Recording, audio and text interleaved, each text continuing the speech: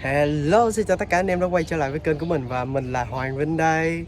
Thì hổng gài á, Phúc với anh Trăng nó giỡn nư với mình quá trời rồi. Mình biết chắc chắn là nó cho mình nhưng mà mình sẽ im lặng. Cho nên là hôm nay mình sẽ phục thù bằng một cái clip là thử thách im lặng một ngày với Minh Phúc, thử xem Minh Phúc như thế nào nha. Ok, let's go cùng tôi nha. Chắc có lẽ là Minh Phúc sẽ anh ơi em xin lỗi anh, em không có gì nữa đâu. Anh ơi nói chuyện với em đi mà, anh đừng có im lặng như vậy mà. Trời ơi, tôi thích nhất là cái cảm giác đó anh em ạ. Phục thù thành công là phải phục thù như thế này. Mà chưa dừng lại ở cái clip này đâu, còn mọi người còn phải chờ clip sau nữa. Tôi còn một màn rất là thú vị ở clip sau nữa nha. Ok.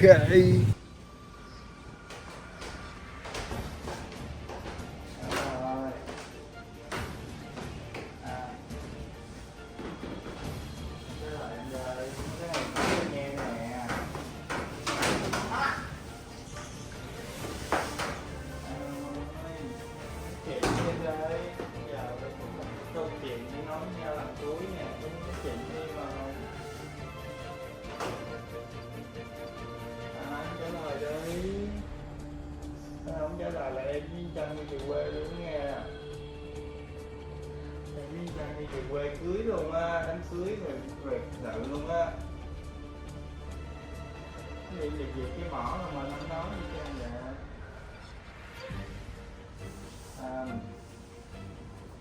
Anh ơi, nói chuyện với em đây mà. Nói chuyện với em đi ngủ đâu Trăng. Anh ơi, bạn nói chuyện với em đi chơi vậy? Là gì? Anh nói nhẹ nhàng đi. Cút à, cút à, cút à. Anh ơi, sao lì vậy? Sao lì quý vị? Nói chuyện đấy. Bị câm hả? Chị mắt sói hay gì mà ngốc đi câm anh hả? Anh nói chuyện gì hả?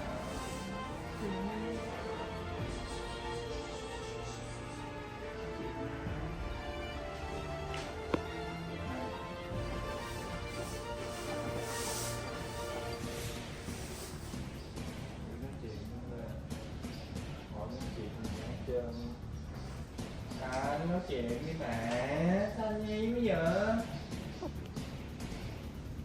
Anh nghe gì lắm mà nó nghe.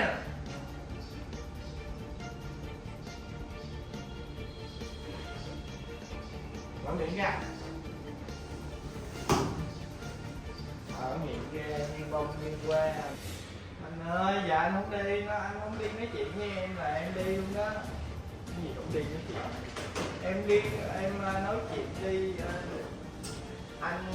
Anh học nói chuyện. Anh nói chuyện với em đi, không thôi là em đi về mệt luôn đó. Anh à.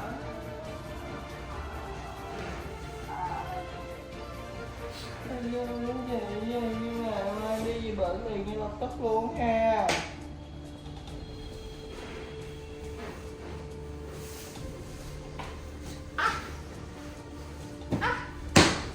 Trời.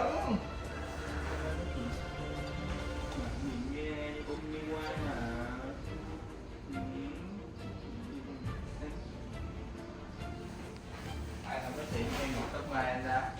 Anh không nói chuyện với em là giờ đi cưới cho anh luôn nha. Em không ở đây với anh luôn, cho đây một mình luôn á. Không kẻ bắt anh luôn á. Thì cái nghe anh không nói chuyện với em được tấc mai anh đó. Thôi đi bỏ luôn đi.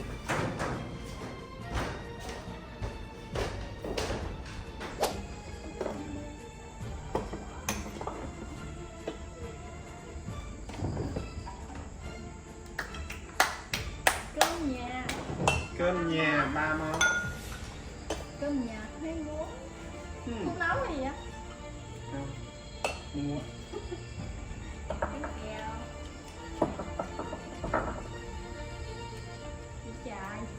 cơm em đặt. Đi cái lộn gì vậy? Rồi sáng giờ thấy Đậu Diễm nói chuyện.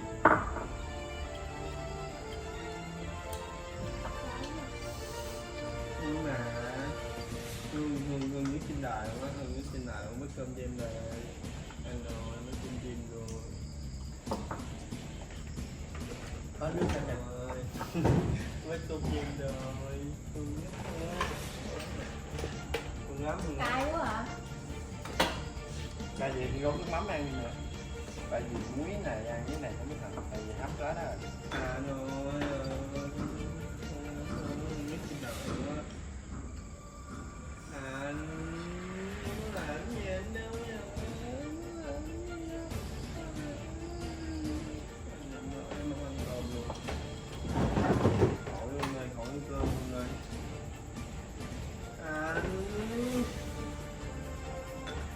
Anh ơi.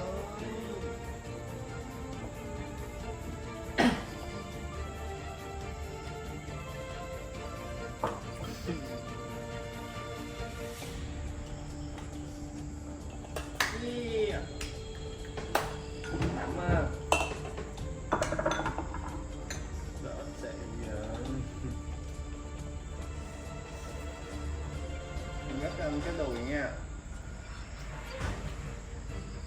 Nè, gấp cho anh miếng thịt.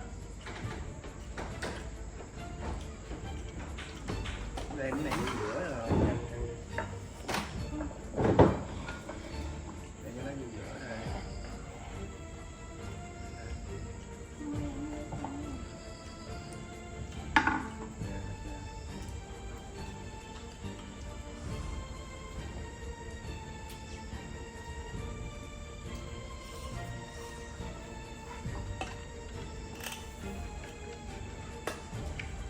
Tại nó cay thôi. Cay em Vinh.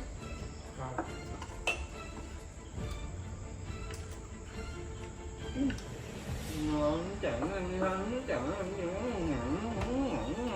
nữa. Nói gì trời. Anh Trúc vô trong chụp hình. Tắt hình đó. Chụp hình gì em chụp nữa.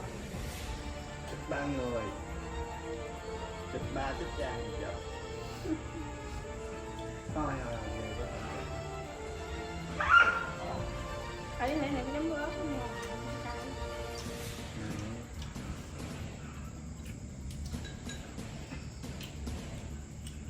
Nay vậy hết chanh nha.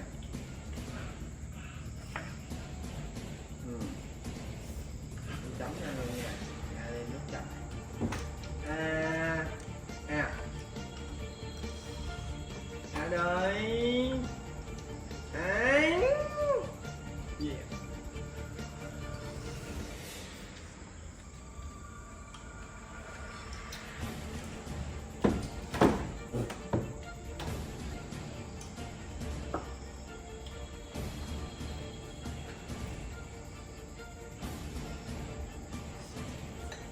Nói là cái lộn gì vậy?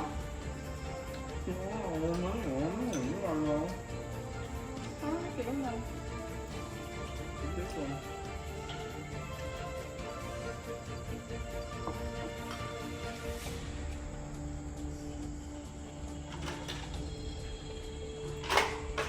Để tao chút nước. Ở Trúc đi ăn mì cay không? Em cũng đi nữa. Qua bên xong á.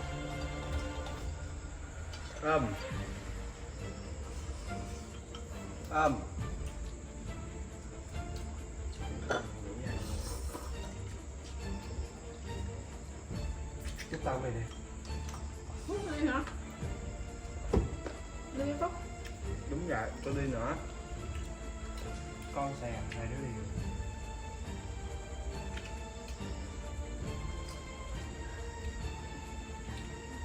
Tôi ở nhà.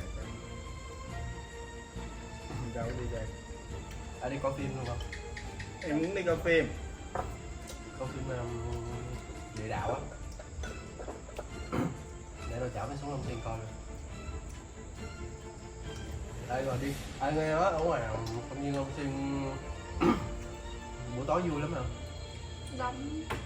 Vậy thôi mình đi thâu đêm luôn nha. Mình đi xuyên đêm luôn. Sáng hả vậy? Mà mới nhà một mình rồi sao?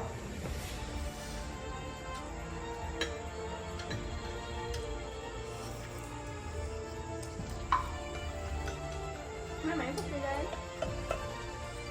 Mày không đi không? Không biết rồi. Mày không đi thôi ở nhà. Ủa là sao? Quên gì vậy trời. Ý gì? Mày nấu này hả?